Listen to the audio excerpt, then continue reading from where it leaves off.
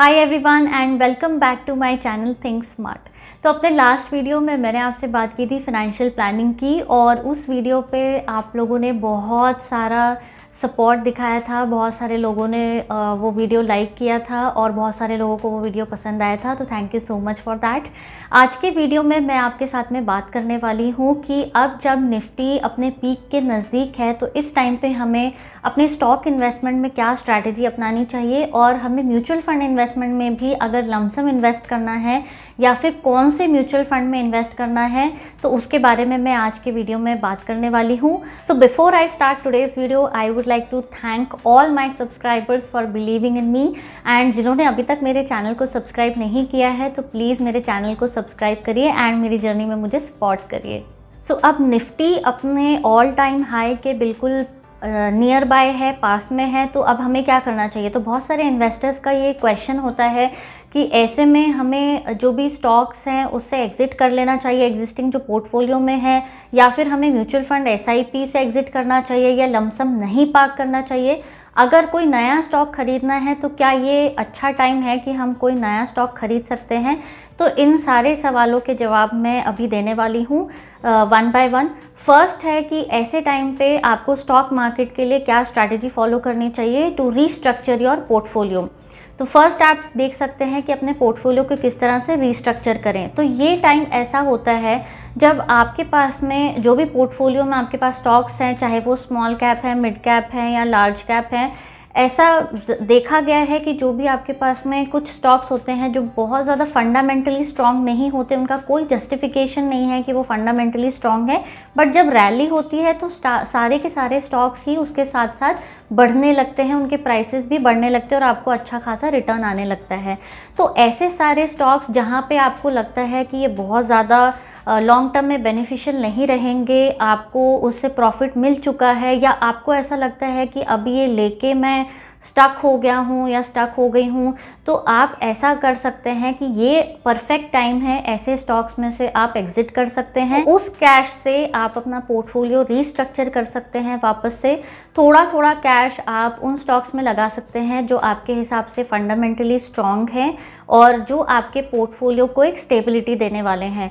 दूसरी तरफ आप कुछ जो कैश है वो रख सकते हैं अपने पास में, सो दैट अगर आपको ऐसा लगता है कि अभी ये बहुत ज़्यादा हाई प्राइस पे ट्रेड कर रहा है, अगर थोड़ा सा प्राइस मुझे कम मिल जाएगा तो तब मैं इसमें अपना पैसा इन्वेस्ट करूँगा, तो आप वो कैश अपने पोर्टफोलियो में रख सकते हैं। So why I am saying this, क्योंकि अभी रिसेंटली ही एक सिचुएशन हुई थी जहाँ पे स्टॉक मार्केट काफ़ी करेक्ट हुआ था, बट प्रॉब्लम सभी के साथ में ये हुआ था कि जहाँ पे भी पीक प्राइसेस थे, जो रैली चल रही थी, हमने भी उस रैली में बाय किया स्टॉक को और वो काफ़ी हाई प्राइस पे बाय हो गया और स्टॉक प्राइसेस बहुत ज़्यादा अट्रैक्टिव प्राइसेस पे थे, लेकिन फिर भी हम उसे परचेज़ नहीं कर पाए। हम में से काफ़ी सारे लोगों ने वो मिस कर दिया। तो इस बार हमें वो गलती नहीं करनी है। हम थोड़ा सा कैश अपने पास में रख सकते हैं, पर कैश रखने का मतलब ये नहीं है कि आप स्टॉक में इन्वेस्ट करना ही छोड़ दें। तो दूसरा इसी से रिलेटेड मेरा पॉइंट है कि अब आपको अगर इन्वेस्ट करना है तो आप किस तरह से इन्वेस्ट कर सकते हैं। तो यहाँ पे देखिए, मैं कुछ एग्जांपल्स लेके ये एक्सप्लेन करूँगी। तो कई सारे लोग ऐसा सोचते हैं कि नहीं, अभी पूरा का पूरा मेरे पास में कैश इन हैंड होना चाहिए, जब मार्केट करेक्ट होगा और तब मैं अपना पैसा इन्वेस्ट करूँगा, जब मुझे स्टॉक प्राइसेस लो लेवल पे मिलेंगे। तो ये चीज़ हमें नहीं करनी है, क्योंकि स्टॉक मार्केट को हम कभी भी टाइम नहीं कर सकते हैं। उसका पीक कब है, कब ये स्टॉप होने वाला है, कब वहाँ से रिवर्सल आने वाला है, ये हम में से कोई नहीं जानता। तो हमें ऐसे में क्या करना चाहिए? क्या सिर्फ जो भी स्टॉक्स हैं जिसमें अभी अच्छा खासा रिटर्न आ रहा है, जो पर डे बेसिस पे थोड़ा थोड़ा ग्रो कर रहे हैं, उनको मिस आउट कर देना चाहिए? तो मेरा आंसर है नहीं।